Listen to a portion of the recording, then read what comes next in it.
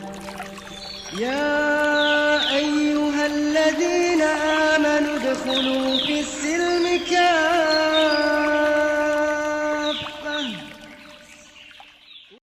Bismillahirrahmanirrahim. Assalamualaikum warahmatullahi wabarakatuh.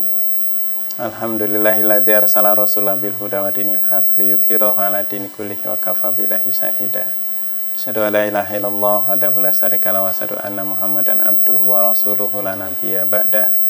Allahumma shalli wa sallim wa barik ala Muhammadi wa ala alihi wa sahbihi ajma'in. Qala Allahu ta'ala fil kitabil karim, a'udzu billahi minasyaitonir rajim. Bismillahirrahmanirrahim. Ya ayyuhalladzina amanu kutiba alaikumusiyam kama kutiba alal ladzina min qablikum la'allakum tattaqun. Wa qala Rasulullah sallallahu alaihi wasallam, Allahumma ahillahu alaina bil jumni wal imani wassalamati wal islami rabbi wa rabbukallah. Hadirin jamaah Masjid Al-Muluk yang dirahmati Allah Subhanahu wa taala, alhamdulillah puji syukur senantiasa kita panjatkan kepada Allah Subhanahu wa taala yang mengkaruniakan nikmat kepada kita di tengah badai musibah corona. Kita masih dapat melaksanakan aktivitas kita. Hadirin, sebentar lagi kita akan bertemu Ramadan, tinggal menghitung hari, dan kemudian butuh persiapan untuk kemudian mengoptimalisasikan ibadah-ibadah di bulan Ramadan. Ada 3 hal yang perlu kita persiapkan. Yang pertama adalah optimalisasi sebelum Ramadan atau optimalisasi persiapan. Yang kedua adalah optimalisasi saat Ramadan. Dan yang ketiga adalah optimalisasi setelah Ramadan. Hadirin yang dirahmati Allah Subhanahu wa taala, optimalisasi sebelum Ramadan atau persiapannya adalah kalau para sahabat jauh hari 6 bulan sebelumnya dia sangat rindu dengan Ramadan, dan diajarkan oleh baginda Rasulullah yang sering juga kita lupakan bahwa ada doa yang sangat luar biasa untuk kita bisa bertemu dengan Ramadan, yaitu Allahumma ahillahu alaina bil jumni wal imani wasalamati wal islami rabbi wa rabbukallah. Ya Allah, sampaikanlah hilal Ramadan kepada kami dengan ketenangan dan iman serta keselamatan dan kekuatan Islam. Tuhanku dan Tuhan kamu adalah Allah Subhanahu wa taala. Inilah yang diajarkan oleh baginda Rasulullah sesuai dengan hadis At-Tirmizi nomor hadis 3451. Nah, hadirin yang dirahmati Allah Subhanahu wa taala, itu secara mental kita sudah persiapkan bahwa kita akan menerima Ramadan dengan penuh ketenangan, penuh kegembiraan. Kemudian yang kedua, hadirin yang dirahmati Allah Subhanahu wa taala, yang tidak kalah pentingnya adalah bagaimana kita latihan ketika nanti Ramadan itu tiba. Yang akan kita kuatkan adalah baik latihan ruhiyah maupun latihan jasadiah kita.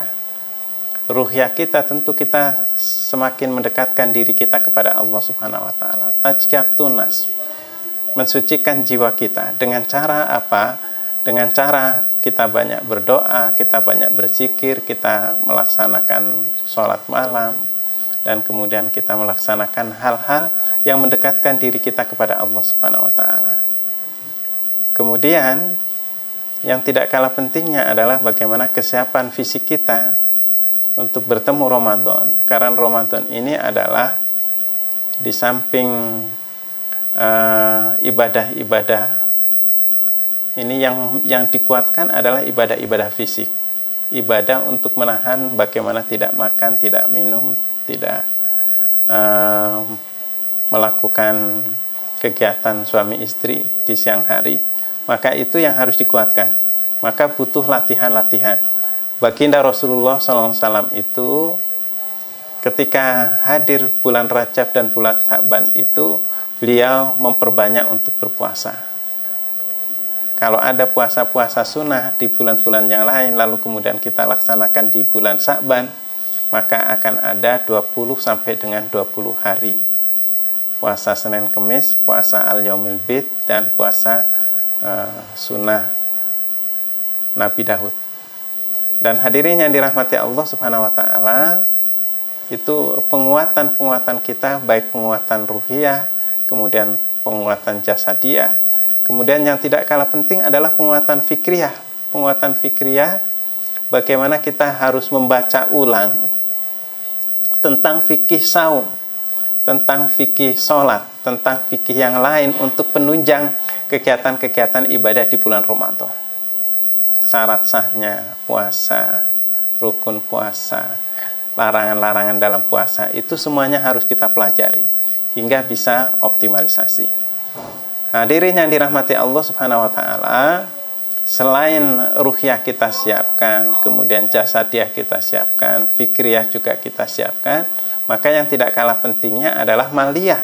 Maliyah kita itu supaya optimal juga kita harus persiapkan untuk bekalan pada saat di bulan Ramadan kita bisa memberikan sedekah kepada orang lain, berzakat kepada orang lain. Dan karenanya ketika kita memberikan sedekah, terutama adalah sedekah dalam bentuk makanan, memberikan makan orang-orang yang berbuka puasa, sama dengan amalan orang yang berpuasa itu tanpa mengurangi pahala puasa. Dan yang terakhir yang perlu kita rencanakan adalah bagaimana aktivitas amaliyah Ramadan. Sudah kita rencanakan dari datangnya Ramadan. Datangnya Ramadan itu 1 Ramadan, ketika sudah hilal datang 1 Ramadan, maka kemudian kita bersiap untuk sholat maghrib. Kemudian setelah selesai sholat maghrib kita makan terlebih dahulu, kemudian bisa tilawah beberapa menit. Kemudian ketika azan dikumandangkan Isya, kita sholat Isya berjamaah, kemudian dilangsungkan dengan Qiyamul Ramadan. Selesai Qiyamul Ramadan, maka kita juga bisa melakukan tilawah sampai dengan jam 10, kemudian kita bisa istirahat tidur, kemudian jam 2 kita sudah bisa bangun lagi untuk tahajud, dan diteruskan dengan doa-doa menjelang sahur. Maka sekitar jam 3:30 sampai dengan jam 4:30 kita sahur. Di waktu-waktu sahur itu kita banyak istighfar. Setelah itu azan dikumandangkan, kita bisa sholat sunat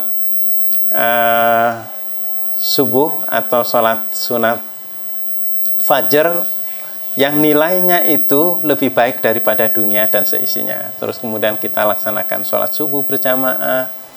Kalau masih di aman untuk bisa sholat di masjid, kita bisa di masjid. Tapi kalau dalam kondisi seperti ini bisa juga sholat di rumah. Kalau di masjid bahkan bisa kita melaksanakan zikir dan membaca Al-Quran atau tilawah Al-Quran sampai dengan waktu syuruk dan diakhiri dengan sholat syuruk. Dan seperti itu seterusnya. Masih banyak aktivitas kita, dan kemudian setelah itu kita bekerja. Waktu zuhur kita sholat zuhur berjamaah diselingi dengan tilawah, dan kemudian asar juga demikian, sampai dengan maghrib disegerakan untuk berbuka.